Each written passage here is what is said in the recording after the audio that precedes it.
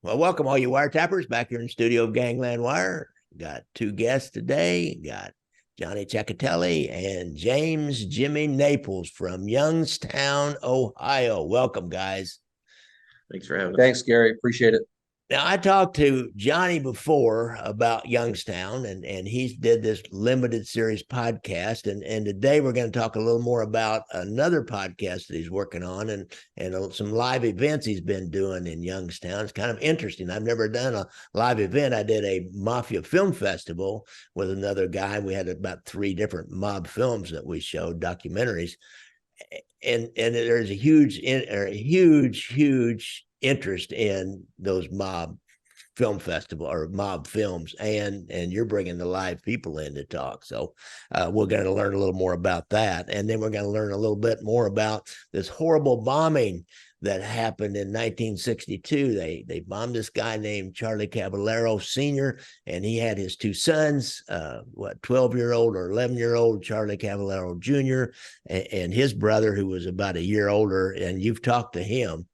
And one child was killed, and Charlie was killed. We never had anything like that. I don't know if I've heard anything like that in the other rest of the United States. Have you? No, well, I did research on that very question, and I couldn't find anything. The closest thing you can come up with was remember the Untouchables movie they did with Costner and Yeah. Sean Connery. The opening scene is a child killed in a bombing, and but I wasn't able to find any recorded history of that happening. Yeah, So even any accidental, somebody shooting at somebody and missed them and hit their wife or their brother or their child or anything like that. The mob is usually pretty well targeted, and that's really unusual. That's the thing about bombs is they like to set them off by remote control usually, so they can see who's around. And that way you won't have any collateral damage. And are they really sure when the guy gets in the car and starts it, there's nobody else in there? That's well, been the that's not case here. that's not the definition of a Youngstown tune-up is the dynamite under your hood. So it's Yeah. it's under the seat, under the car itself. In this case, the Cavallaro bombing, how many sticks was it, Jim? Was it I thought he said it was like 12 sticks. 10 to 12 sticks of dynamite? 12 sticks. It was crazy. It was overkill. Yeah. Yeah, and it really was the end of a vendetta, a 2-year vendetta. It wasn't even so much a turf war, mafia turf war as you would think. Yeah. It was the end result of a vendetta. And we went through a lot of the history the last time you interviewed me. When we talked about, I believe your episode was called Crooked City, interview, or Crooked City Youngstown, because we were talking about the podcast that I was a producer on, Crooked City, from Mark Smerling. I was very proud of that. You guys can check that out. That's out there anywhere you download podcasts. But you and I talked about the history of the 1960s last time. Yeah. And, that sparked more interest in me after that conversation. And Jim and I got to working, and we said, let's do an entire episode or entire thing on the Cavallaro, case, or one of these big cases. So at the same time, Jim started the Facebook group, Youngstown Mob. Tell them about that. Yeah, so we started Youngstown Mob a little over a year ago. And it was kind of a kickoff to what Johnny had done with the Crooked City podcast. And I said, hey, we should capitalize on this. We have a lot of people in town that are still interested in this. Why aren't we doing something about it? So I created the Youngstown Mob group, and now we have 31,000 members. It's grown leaps and bounds, and that's caused us to start our own podcast, Youngstown Mob Talk. And it was great. People loved the episodes that we were putting out, the people we were talking to, and the things we were doing. And so then Johnny and I said, well, let's take this further. And we started doing live shows. Our first live show was last February at the Robbins Theater, and it was just a nice overview of the Youngstown Mob. We talked to some associates and things like that, and it was a really great show. We sold that show out.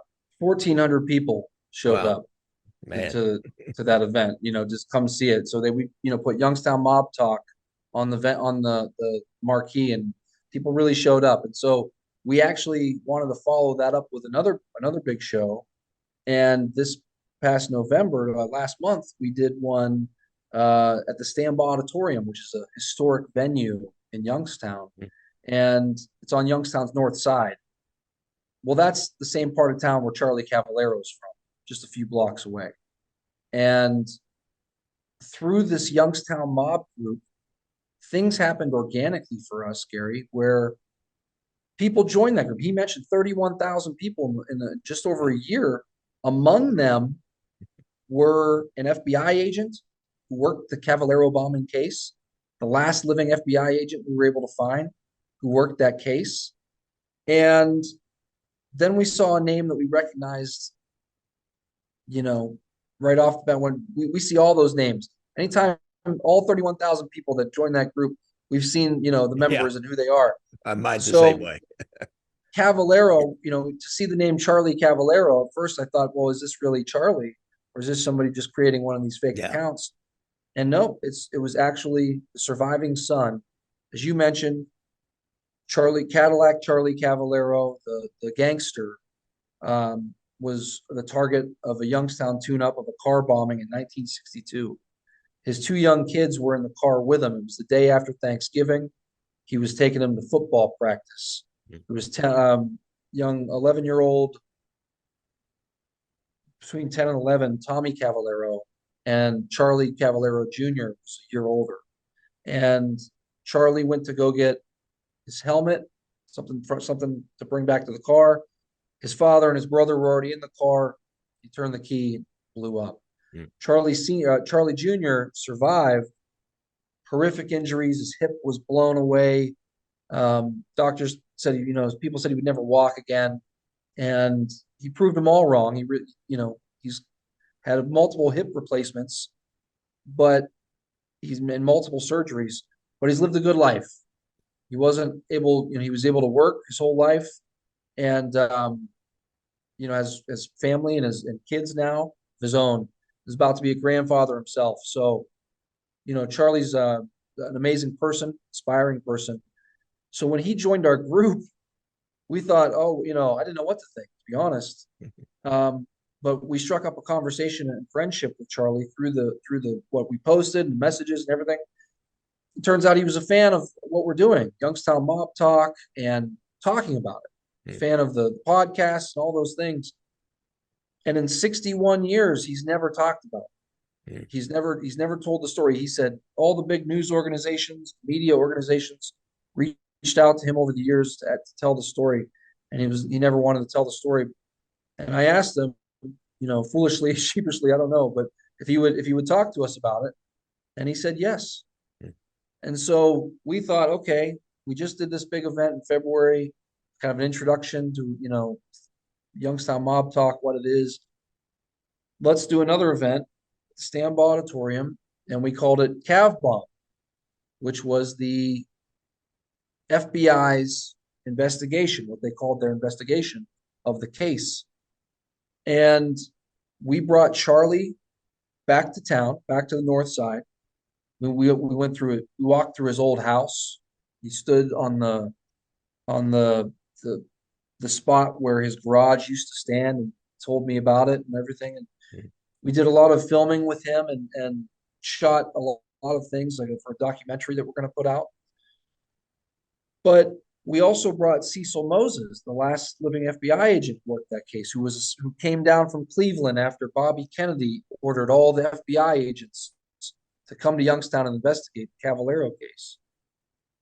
We heard all the sides of the law enforcement. We heard the sides of Charlie and what it was like growing up before and after that bomb. Just an amazing night. And we really traced the roots and the history of why that happened. And it happened, the beginnings of it was 2 years earlier in a vendetta when one guy was killed, and then it sparked a war that several guys were killed in succession in brutal fashion. Car bombings, shotguns, you name it, innocent bystanders were killed. Sadly, Tommy Cavallaro wasn't the only innocent bystander killed in this war. Sandy Naples' girlfriend, Marianne Vrancich, was also struck down when they killed Sandy with shotguns, they killed her as well. So all told, about 8 or 9 people were dead in this 2-year span in Youngstown, Ohio, from 1960 to 1962, and it all ended with the Cavallaro car bomb. Now, that was the end. So now, was this more connected to La Roca and Pittsburgh, or was this more connected to Cleveland? Or neither? Neither. Okay. Neither. So what we found out through a lot of the research that we did, my great uncle Sandy Naples, his group that he ran, he basically ran his own faction at this time. He wasn't, he had connections to Pittsburgh, and they even had some connections up in Cleveland, but they were their own family in Youngstown, right? Mm-hmm. And so you had the Cleveland group, which Cavallaro was a part of, pushing into Youngstown. And then, of course, you had the old timers, Jimmy Prado and those guys from Pittsburgh that were Dom, and Big Dom, Malamo, those guys from Pittsburgh that were kind of pushing it. And there was a meeting held 3 days before Sandy was killed between guys from Cleveland and guys from Pittsburgh, where they determined that Sandy refused to kick up any money to either side. And so they determined the only thing that they could do was kill him. Interesting. And so then 3 days later, he was gunned down on his girlfriend's front porch as he arrived from leaving the Center Sandwich Shop, which was about a mile away from her house. He was gunned down with him. Yeah. So that was the genesis of this that ends in the killing of Cavallaro. That was the beginning, because then after they kill Sandy and his girlfriend, the next one to go is, of course, Vince De Niro, who was aligned with Charlie Cavallaro in Cleveland. Yeah. And then after him, it was Billy Naples. He gets blown up in 62, earlier part of 62 in July. There's a few other bombings, shootings, and people killed in between, and then eventually it winds up with the Cavallaro. Yeah. So the Naples faction now, what was their kind of profit center, if you will? Was it gambling or labor racketeering? What was their profit center? Theirs was gambling, numbers. Funny little story. A friend of ours owns a liquor store here in town, and he told me, he said, back in the early 80s, when your Uncle Joey and your grandfather used to come and pick up, cases of wine to give away at Christmas parties and all that, he goes, they'd pay with this dirty old money.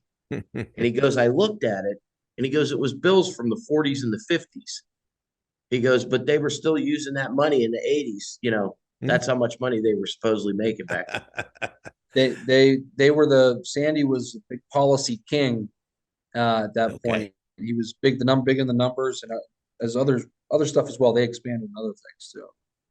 This is a quintessential mafia story in that you've got a real successful policy operator that doesn't really want to kick up. The mafia finds out about him, and they say, we get a piece of that action. You handle all the business, but you just give us some, just because we are who we are. That happened in Chicago. It happened New York. It's happened everywhere. It's a quintessential mafia story there. Up to that point, up to 1960, Youngstown was pretty wide open. It was anybody's territory. Guys came from Buffalo. Joe DiCarlo came from Buffalo, and he and a few local guys organized people together, and they kind of ran Youngstown for a little while, but he was forced out. And this guy would come in, and guys came from Detroit and all over Cleveland, Pittsburgh. They all kind of planted roots in Youngstown, and it didn't get hashed out until about 1960 when they killed Sandy, is Jim's great uncle. So,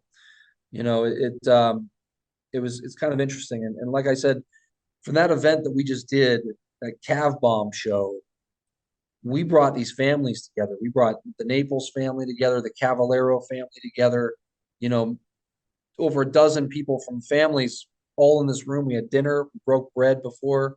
We had we had a great musician come in from Vegas. It was a good show.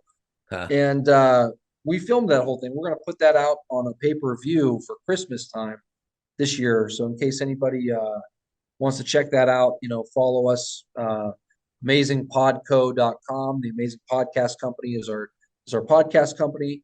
That's Amazing Podco. You'll have links to what we're doing and the pay-per-view and all that stuff to watch that Cav Bomb show. Yeah, And those that are on Facebook, they can always, check us out in right. Youngstown Mob group. Yeah, Bob. Come join the group. We have links to all our amazing podcast stuff. There's links to that all in there. There will be a link to the pay-per-view in there as well too. So we know you get a lot of listeners from Youngstown and from around that area. People love you, Gary. Yeah, You got good.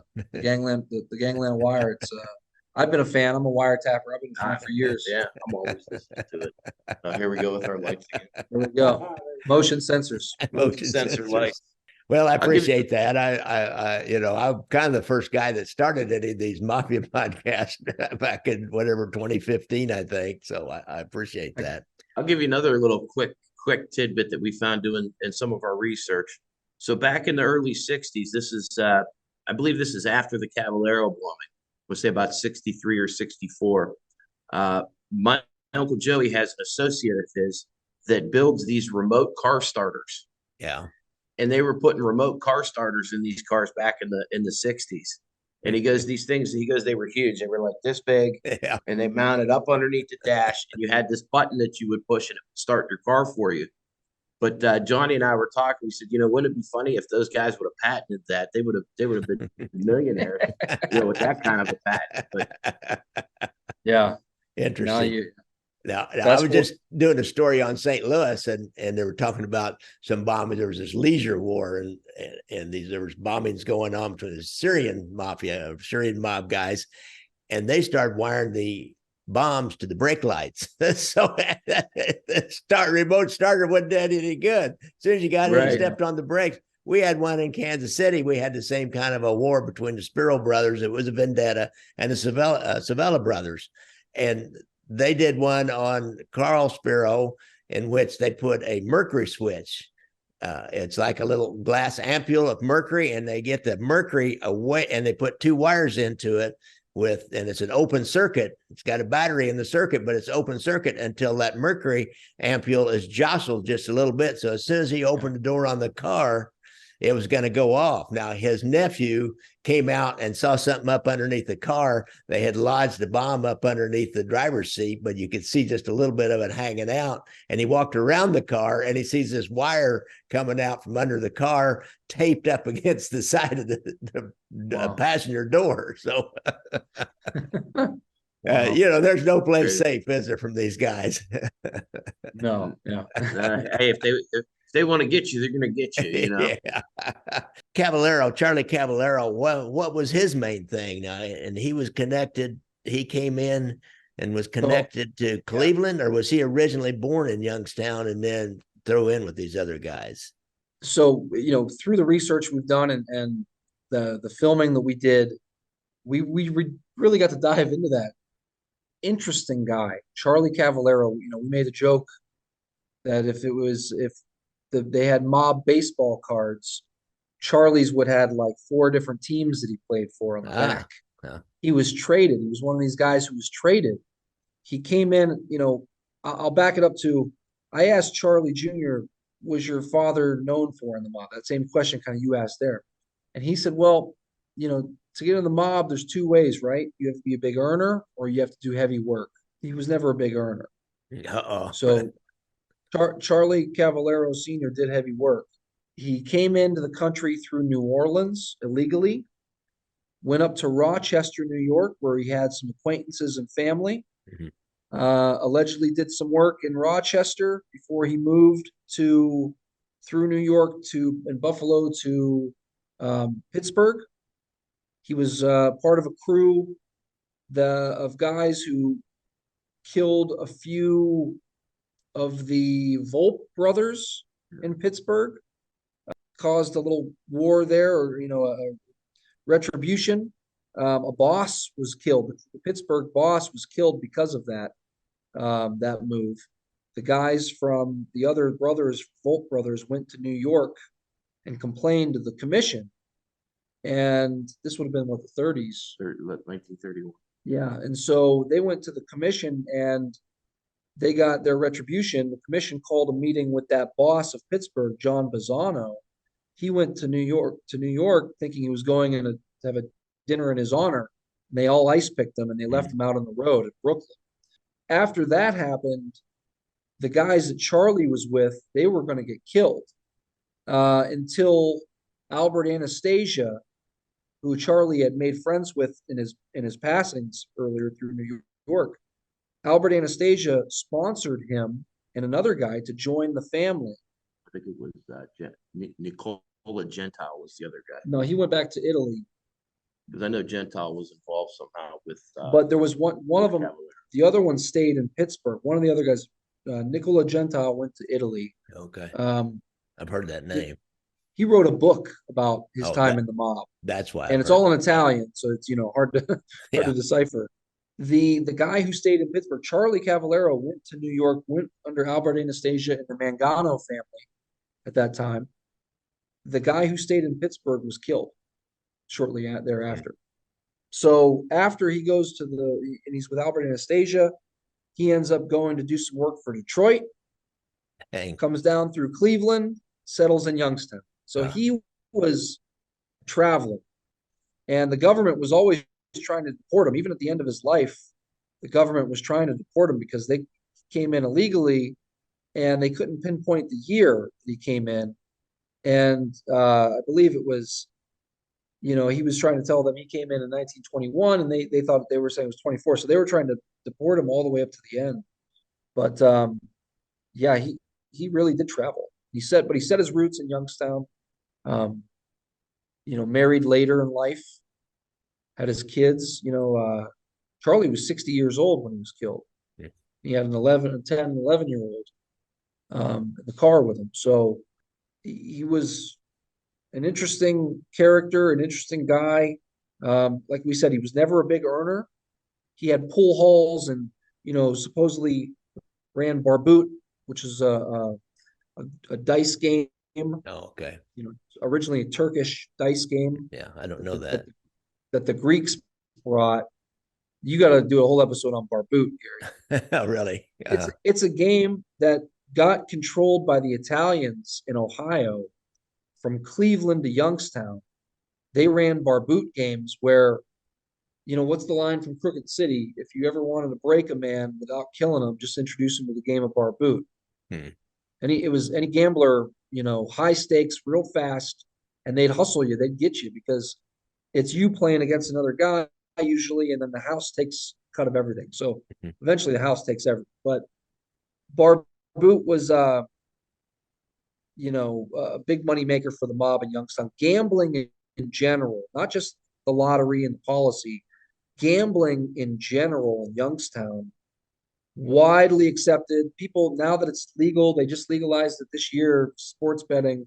It's the kind of town where everybody, it took off. People love it, right? Yeah. Yeah. I mean, we had a conversation the other day in our mob group about gambling and the old steam sheets and things like that. And, guys were talking about it. And they said, there's still some of them guys around because what's one thing you can't do with the government? He goes, that's bet on credit. He goes, they don't take any credit. He goes, so you still got some of those guys around. But I remember as a kid, man, we used to get the steam sheets. I used to get them every week, 8-year-old kid. And I'm over here picking teams going, am I going to win something? And is that like a parlay card? Yeah. Pick different games. Yeah. Yep. And, they had the 4 for 20. You hit 4, you get $20. Then it was like 10. It was like 100 to 1 or something. The guys from Youngstown, even all the way through the 90s, were very famous for casinos. They had an All-American casino, they called it, here in Youngstown, which at the end of the 80s, the 1980s, was bringing in, the FBI said, $20 million a year throughout the 80s. So, they were involved in an Indian casino in San Diego. Wow. It was, the gambling is a big Youngstown tradition. Goes all the way back to the Cavaleros in the Naples of the 40s. And we used to have, I can remember as a kid, you'd have stag parties. Somebody in the family would be getting married, they'd throw a stag party, and somebody that was connected to somebody, you'd come in the house, and there's roulette table over in the corner, there's craps over here, there's poker over here, they ran every stag.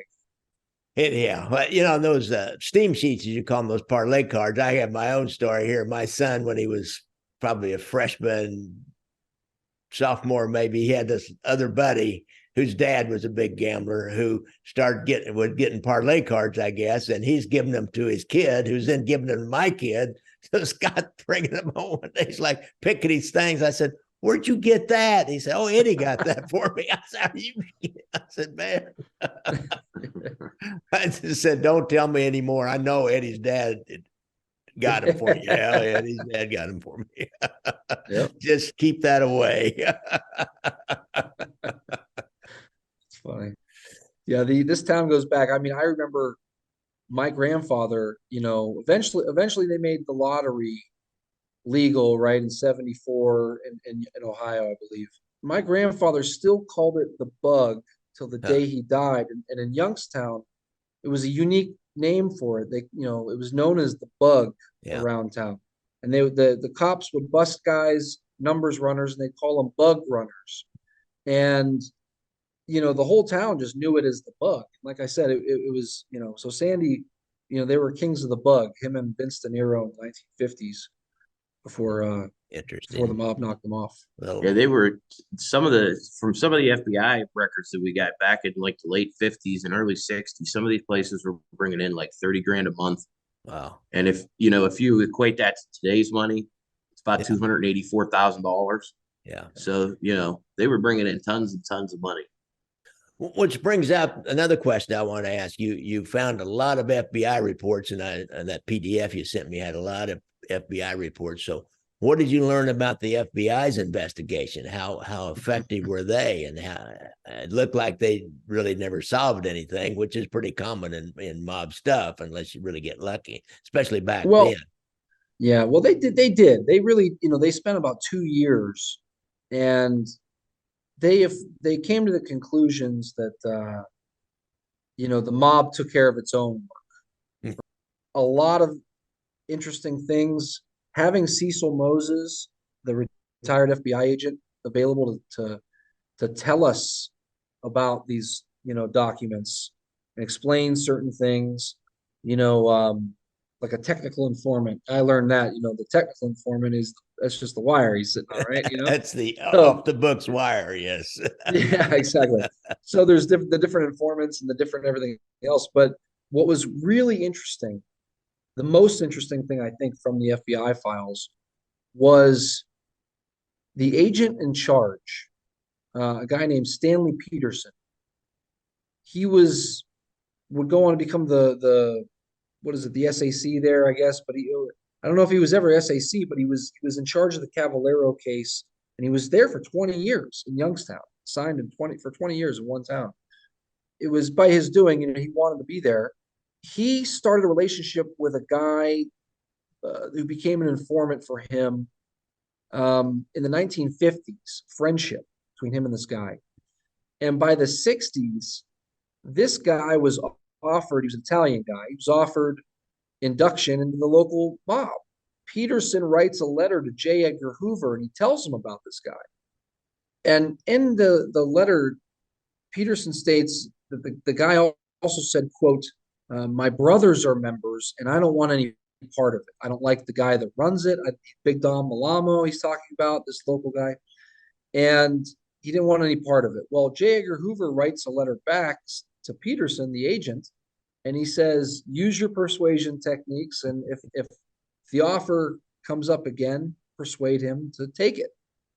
And sure enough, a few more months go by, and he does. And they get a mole. They get, this guy tells them how they did the induction ceremony in a basement in Camel, Ohio, which is right outside of Youngstown. And it was eye-opening to me, because there's something you have to understand as well. The FBI also figured this out, that the town Youngstown wasn't run at that time by Cleveland or Pittsburgh. It was split between Italians of two different backgrounds, Sicilians and the Calabrese. Mm-hmm. And they worked together. They never really fought, these guys. They were intertwined. You had some Calabrese and some Sicilian members of Pittsburgh. You had some Calabrese and some Sicilian members of Cleveland. So it was very much intertwined.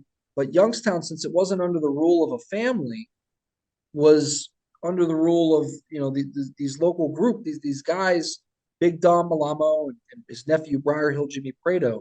They ran a club, a local social club, and all these guys, these Italian guys, all were, select members, and a lot of these guys were made within their own little family because they would go and take them to an old retired mobster named Romeo, and old Paul and Mike Romeo's. They were the kind of retired originators of the Calabrese there, and they would make them just in the being Calabrese. So we always thought Cleveland or Pittsburgh. This guy was made in Cleveland. This guy was made in Pittsburgh. But there was a whole faction, the whole groups there in Youngstown that were just kind of unchecked and I don't know who they reported to be honest. So they all eventually, by 1960, as we mentioned, they all gathered and decided that Sandy Naples had to go. And again, that is what started this war, this vendetta. And over 2 years, it crippled, that whole society almost in Youngstown. And Youngstown became, the Cleveland family really took over parts, and Pittsburgh took over parts. And that's the way it got divided from there. So it's an interesting history of it.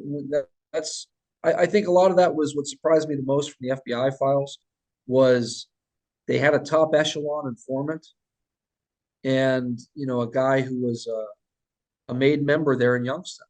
Yeah, that is interesting. And then learning that how they were breaking down between those other families. I've never heard that anyplace else before. And it makes sense too. Because those ties back to the old country were still huge. And even in 1960, they were still huge. It hadn't been that long since a lot of people came over from there. Absolutely. And, a lot of the guys, the Sicilians that were involved behind the push from Cleveland that's Jack Licavoli, Jack White, they called him. He ends up becoming eventually by the 70s, the boss of Cleveland. So he's a very powerful figure. His group was pretty powerful.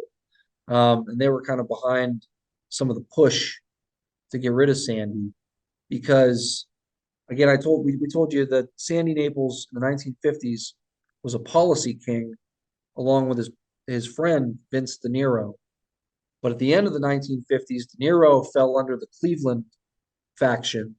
The Cleveland, those guys that were tied to Cleveland. And Sandy wouldn't join up. And so that was kind of the beginning there. So, definitely interesting stuff. And we learned so much. What do you think, Jim? What was the craziest thing you learned in the whole experience? It was nice to kind of figure out exactly what was going on in those days because, you hear so many different things. When you finally sit down and do the research to find out that, my uncle was basically running his own family and was trying to, it all broke down to them trying to keep control of Youngstown, right? Because even after Cavallaro gets killed, right, you have this meeting between Cleveland, Pittsburgh, and Youngstown, and you have the Pittsburgh guys, the Manarino brothers, Kelly Manarino to be specific. He tells the Cleveland guys that Joey's his guy in Youngstown. He sponsors Sandy's youngest brother. Yeah, he sponsors the youngest, Joey Naples, and that's how Joey Naples gets his affiliation with the Pittsburgh Mafia and becomes their guy in Youngstown for them. He becomes a made man by mid-'80s there. Yeah. So it's eventually one of the Naples brothers becomes a made man in an actual family. That was going to be my question. Were the Naples, were your family, were they from Sicily, and what was their origins? How did they line up historically with these other? Well, so our family is from we're in between the heel and the boot in Italy. Neapolitan. We're from a little town called Colabraro. It sits up on top of a hill. I still have cousins that live there to this day. And it's like I say, it's weird. You think they would probably be more affiliated with the Ndrangheta over in Italy. They're closer by location to the Ndrangheta over in Italy. Well, it's these guys all work together eventually, though. And that was the main thing. Is there was disagreement there, but it wasn't over it started over just not kicking up. Yeah. Wasn't so much the old vendetta, the old where they were from, but because Sandy had his brothers, and you know that well in the story of Kansas City, that's the brother vendetta. But you set out to kill one brother, you better be ready to kill them all.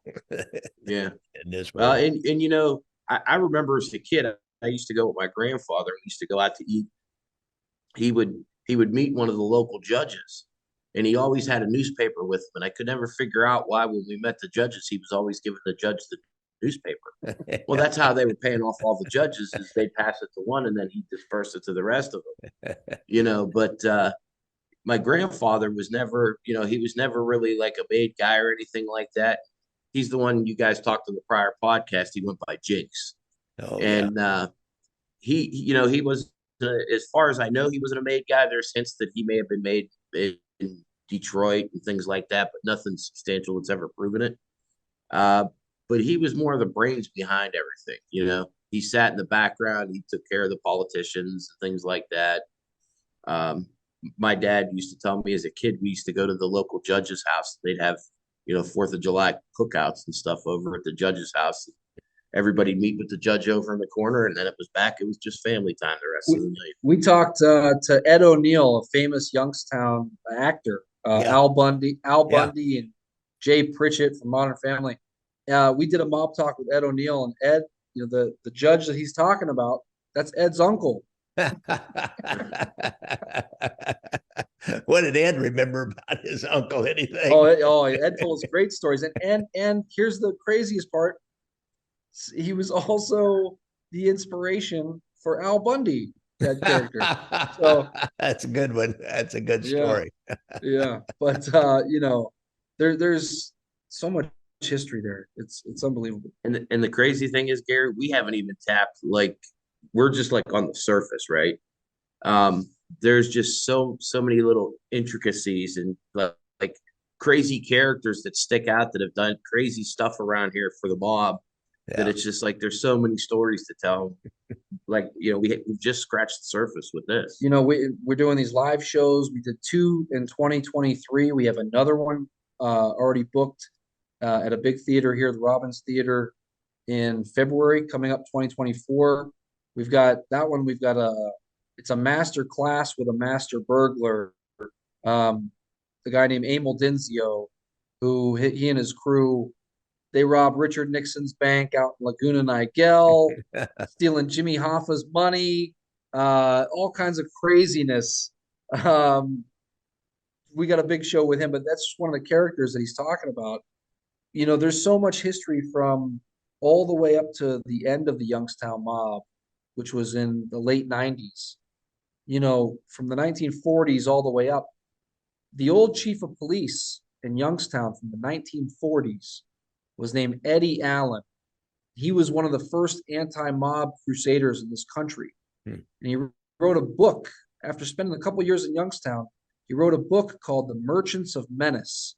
And it was all about the mob and its history and Jim's great uncle and everybody else. And in this book, he goes on to talk about, it's a very interesting read. He ends up getting hired by Francis Coppola and is an advisor on The Godfather. Youngstown's kind of the characters that came out of this were involved in just any of this is fascinating, all the way up through the 1990s and 2000, where it ends with Jim trafficking. It's insane. It is. It really is. There's links, for example, with my Uncle Sandy's murder.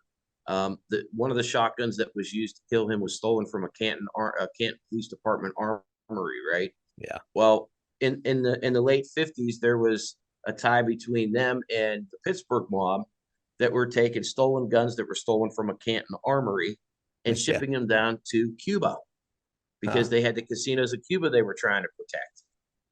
So there's, Youngstown's kind of involved in all of this stuff across the country, and it's just amazing every time we find something new. One of the weirdest, non sequiturs, one of the weirdest kind of coincidences in all those JFK files we came through, Jack Ruby's sister and brother lived in Youngstown, and it was so random. Yeah, that is random. They lived like a block from one of the lottery houses that the Naples brothers ran. It had a secret path on the basement and it come out on a side street. But yeah, it was just crazy. All the different ties from all these different families across the country that kind of one way or another something leads back to Youngstown. Wow. I think it's because it was such a crossroads of mafia people or something that it's exactly halfway between Cleveland and Pittsburgh, and it's halfway between Chicago and New York. So yeah. that was what made it a traveling spot through And there, actually the Licavolis came out of St. Louis at one time, St. Louis and Detroit. That's all mixed up in there too. Yeah. Yep, they came up until they joined their cousins in Detroit. That's right. They were Licavoli, St. Louis, Fats Aleo, big Youngstown character. Yeah. Came from Oh, St. really? Louis. With those guys. So there's so much history to it, Gary, and we're just scratched the surface, as he said. So. All right. Well, this has been great, guys. Run by again what people need to look for, because you got so much going. It's hard for me to remember now. I was just fascinated listening. So run by for the guys so they can find out more about your work and what you're doing. All right. So for those of you that are on Facebook, you could find us in the Youngstown Mob group on Facebook. You can check us out there. We have links to all our podcasts in there. For those of you that are on YouTube, you go to youtube.com/amazing podcast company, and you can find all our live shows, shows that we tape live on there. All our podcasts, lots of old news footage, lots of old stuff like that too. Documentary I made, Youngstown Still Standing. That's all on the YouTube site. And now we're available everywhere you get your podcasts. So, download us wherever you get your podcasts, Youngstown Mob Talk. We also produce another podcast with Rick Porello and Vince Guerreri called the Vice Squad Podcast, which is more of a regional thing from Cleveland to Pittsburgh. That's out there as well, wherever you get your podcasts. And the big thing for us is Cav Bomb this Christmas will be out there on pay-per-view from our big event we just did. We got a lot of interest in our group, our Youngstown Mob group, and some in the Gangland Wire group as well. Just people asking, where they can see it. And we said, well, we got to put it up online. So we filmed it. We're going to put it up online this Christmas. Okay. And just follow us and follow us, and you'll find the link. All right. Good. Great, guys. I really appreciate you coming on. This has been some wonderful information that really we don't know. Everybody knows everything about Gotti, it seems like, and a lot about Al Capone and even Tony Accardo. But this important segment of mob history is a lot of people don't know about it. And you guys are really doing a good job getting it out there to the folks. And I applaud your effort, and I'll support you and promote you any way that I can.